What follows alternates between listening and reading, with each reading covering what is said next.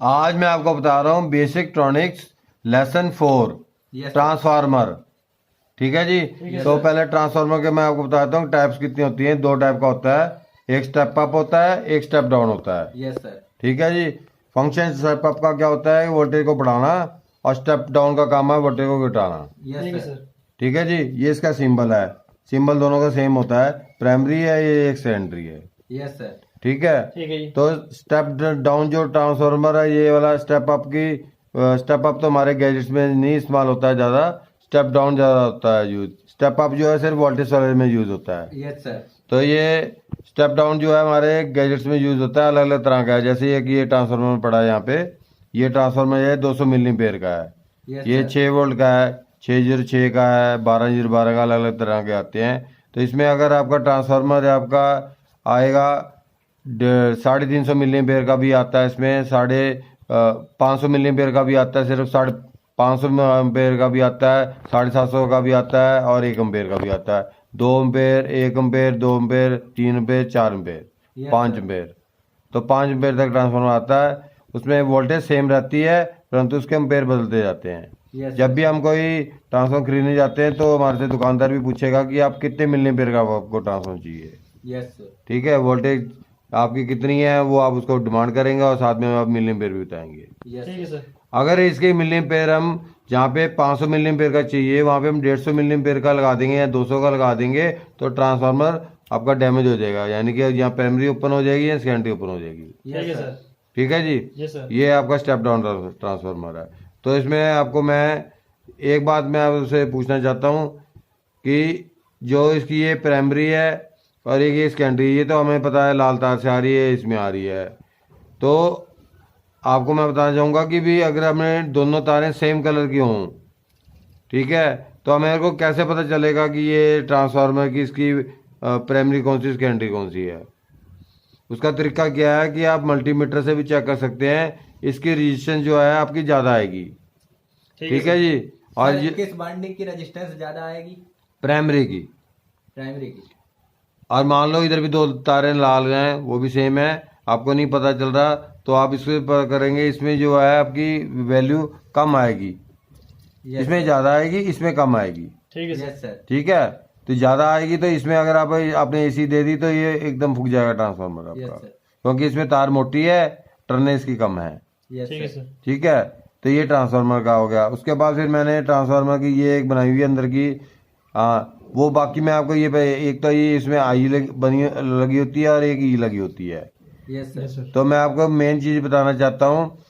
वैसे हमारा ये इलेक्ट्रिकल का चैप्टर होता है, फिर भी मैं आपको इसमें बता रहा हूँ कि इसमें हमारे इंडक्शन होती है। यहाँ पे हम सप्लाई देते हैं 220, तो यहाँ पे हमारी ये इसके आपस में टच नहीं होता, जैसे सिंबल बता रहा है। ये जो बीच में हमने लाइनें मारी कोर आई है, यहाँ पे सप्लाई दी और यहाँ से सप्लाई बाहर आ रही है। तो जैसे हमने 220 वोल्ट दी, यहाँ पे 606 आ रही है, यहाँ 1212 आ रही है।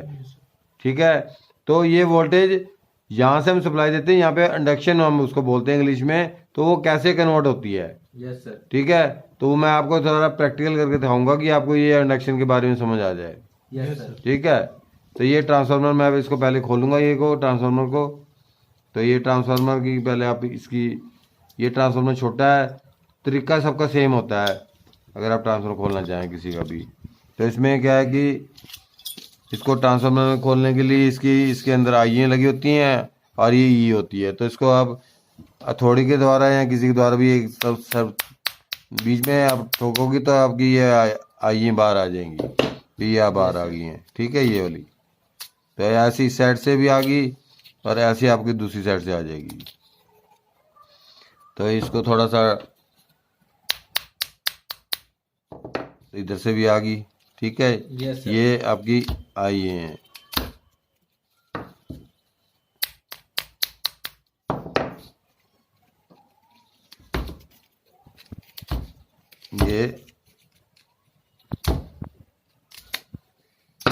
ये बाहर आ गई। ठीक है जी। अब थोड़ा सा इसको बीच में से हम लगाएंगे ताकि इसको बाहर निकालेंगे एक बारी को। जरा सा इसको पकड़ो आप जरा। ठीक है। तो इसको तो यहाँ से बाहर आ गई। इसको आप हाथ से नहीं आती है तो नोज प्लस से खींच लीजिए। तो ये नोज प्लस से इसको बाहर निकाल लीजिए। नहीं है तो फिर इसको आप थोड़ा सा, इसको ये टाइट है तो एंड पहली वाली जो टाइट होती है उसके बाद तो आराम से निकल जाएगी। Yes sir. ठीक है, तो ये आपने इसको निकाल लेना ऐसे। मैं आपको ट्रांसफार्मर वेल्डिंग करनी नहीं बता रहा, मैं सिर्फ इंडक्शन के बारे में बता रहा हूँ कि भी ये इंडक्शन का काम कैसे करती है, जो एक हमारे थ्योरिकल वर्ड लिखा हुआ है। ठीक है, यस सर। प्रैक्टिकली आपको करके दिखा रहा हूँ मैं आपको। तो ये अब तो आराम से आ जाएगी बाहर।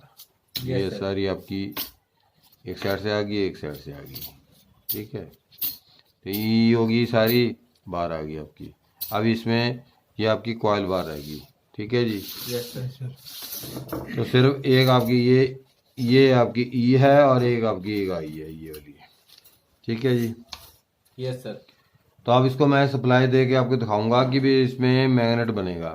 ठीक है, और अगर हम इसको चेक करेंगे वोल्टेज, तो वोल्टेज इसकी नहीं आएगी इस टाइम। Yes sir. ठीक है, तो आपको मैं चेक करके दिखाता हूँ। तो अब मैं इसमें पेचकस डाल के दिखा रहा हूँ। ये देखो, ये चिपक रही है, मैग्नेटिक फील्ड बन रहा है इसमें। Yes, sir. ठीक है, तो मैग्नेटिक फील्ड आपको अगर बिल्कुल दिखाना हो तो आपको मैं दिखा देता हूँ, एक मिनट। ये अगर हम कोड डालेंगे तो एक साइड चिपक जाएगी, ये देखो, ये देखो। यस ठीक सर। है, तो ये मैग्नेटिक फील्ड बन रहा है। ठीक है, यस सर। इसको कैंसिल करने के लिए हम इसमें कोड डालते हैं। Yes sir. तो अगर अब इस टाइम में अगर मैं वोल्टेज नापूंगा मल्टीमीटर से, जिन लोगों को मल्टीमीटर चेक करना आता है वो कर सकते हैं। तो उसको क्या है कि अगर आप वोल्टेज नापेंगे तो वोल्टेज नापेंगे, जैसे आप लगाएंगे यहाँ पे सप्लाई, तो इसको मैं वोल्टेज नापूंगा 10 की रेंज में, तो ये नहीं चल रहा। ठीक है, इसमें अगर पेचकस डालेंगे, पेचकस डालो यार इसमें, आप पेचकस डालेंगे इसमें तो थोड़ा सा यहाँ पे, यहाँ से, हाँ। अब ये देखो कि जैसे अंदर पेचकस डालेंगे तो ये वोल्टेज बढ़ेगी। ठीक है जी। तो अब जब इसमें हम फुल कोर डाल देंगे तो वोल्टेज पूरी बन जाएगी। Yes sir. ठीक है, तो आपको जैसे कोर हमने निकाली थी, पर एक बात का ध्यान रखना है कि ये जैसे ये कॉइल है, खाली कॉइल है इस टाइम, ये फर्मा है इसका। अगर इसको हमने, ये देखो गर्म हो गया, इसको हमने कुछ देर सप्लाई दी है, तो अगर ऐसे दे रखी सप्लाई तो ये ट्रांसफार्मर आपका फूक जाएगा। यानी कि कोर कॉइल है जो, अभी ट्रांसफार्मर नहीं पूरा बना। ट्रांसफार्मर तो पूरे को उसको कहते हैं कि जो पूरा ट्रांसफार्मर तैयार हुआ, अभी एकदम गर्म हो गया। ठीक Yes, है, sir. अब इसमें क्या है कि अब इसमें आप पहले ई और आई दोनों डालेंगे। तो पहले ये ई डालेंगे, फिर आई डालेंगे। ठीक है, यस सर। ये दो इकट्ठी डालनी है, एक साइड से मैं डाल रहा हूँ। ये आपकी ये डल गई ई, ऐसी दो यहाँ से, तो ये दो दो करके डालेंगी। तो दो दो करके डालोगे, जितनी आप कम डालोगे उतनी बढ़िया रहेगी। लास्ट में जब टाइट करने के टाइम हम ना इसमें ज़्यादा डाल देंगे कोर। यही इसका सिस्टम होता है, चाहे कोई भी हो। जैसे अब दो दो डल रही है ना, तो एक बात बता देता हूँ, इसमें ना क्रॉस नहीं होना चाहिए आपका। तो क्रॉस से क्या होता है, ट्रांसफार्मर जल्दी फूक जाता है। यानी कि वो तो मैं इलेक्ट्रिकल में, फिर भी मैं उसमें आपको बता रहा हूँ, क्रॉस ऐसे होता है, ऐसे करके, ऐसे ऐसे अगर आपकी डल गई तो क्रॉस हो गया। ठीक है, यस सर। तो अब आप इसके बाद एक साइड से डल गई तो ऐसे सेट आपका डलता जाएगा दोनों साइड से। अगर कोर अच्छी क्वालिटी की होती है तो उतना ही ट्रांसफार्मर की वो गर्म नहीं होता ज़्यादा। Yes sir. ठीक है, कोर अगर आपकी ठीक नहीं है तो ट्रांसफार्मर की लाइफ कम होती है। यस ठीक है, तो अब ऐसे ये डलता जाएगा। तो इधर डल गया आपका, इस साइड से भी डल गया। तो अभी हम दो दो का डाल रहे हैं, बाद में जब टाइट करना होगा तो हम ज़्यादा डालेंगे। जैसे अब यहाँ डाल गया। ठीक है जी। Yes sir. तो ऐसे दो दो डाल दी, बाद में जो इसको एंड में टाइट करने के लिए हमारे को ज़्यादा डालनी पड़ेगी, इसको टाइट करने के लिए। तो यही तरीका है। इसको ट्रांसफार्मर जब बन जाएगा मैं आपको दिखा देता हूँ कि ये ट्रांसफर, इसको फिर इंडक्शन कहते हैं कि मैग्नेटिक फील्ड को रोकता है, तब ये वोल्टेज ट्रांसफर होती है एक जगह से दूसरी जगह पे। यस एक साइड में हम 220 वोल्ट देते हैं, दूसरी साइड से हम जैसे 606 है या 12012 है, जितने का भी है ट्रांसफार्मर उसमें ये है। तो अब ये इसको दबा के एक बार आप डाल लो, और उसके बाद नहीं डलता तो फिर आपको बीच में डालना पड़ेगा। तो अब जैसे नहीं डल रहा तो आप एक डाल लो, तो उसके बाद ये, तभी ट्रांसफार्मर में ये आपने देखो दो दो डाली है। तो जितनी आप कम दो दो का सेट डालोगे उतना बढ़िया रहेगा। अब जैसे बीच में उसको टाइट करना है तो बोथ हैंड से अब ये इधर से ये इधर डाल लो। अब ये क्रॉस हो रही है, देखो ये क्रॉस होना गलत है, ये नहीं होना चाहिए। तो अब ये से इधर डाल दो, क्योंकि कोर खुली हुई है थोड़ी सी, इस करके ये क्रॉस हो रही है। इसको ये यहाँ से ये अब डल रही है इसमें, ठीक है। तो अब ये बराबर देखना होता है कि भी कहीं ये एक दूसरे के क्रॉस ना हो जाए, ठीक है। तो अब ये क्रॉस होगी तो फिर ठीक नहीं है। तो अब ये आ गई यहाँ से इसके यहाँ आ गई, तो इसको आप ये कर देंगे। ये एक तो साइड से आ गया, अब इस साइड से लगा दो, ठीक है। अब ये टाइट होता जाएगा तो आपको किसी लाइनर से या किसी, क्योंकि छोटा ट्रांसफार्मर है, उसको थोड़ा सा इसका मुंह आप खोल लीजिए तो आपको आसानी रहेगी डालने में। अब जैसे इस साइड से है ये डालना है, तो इसको थोड़ा सा ये इधर से कर लो, ठीक है। तो आपको ये पता चल जाएगा कि ट्रांसफार्मर को कैसे कोर को हम डालने से हमारा ये इंडक्शन काम करता है। अगर ये कोर निकाल दी जाए तो इंडक्शन काम नहीं करेगा। Yes sir. ठीक है। तो ये अब ये ट्रांसफार्मर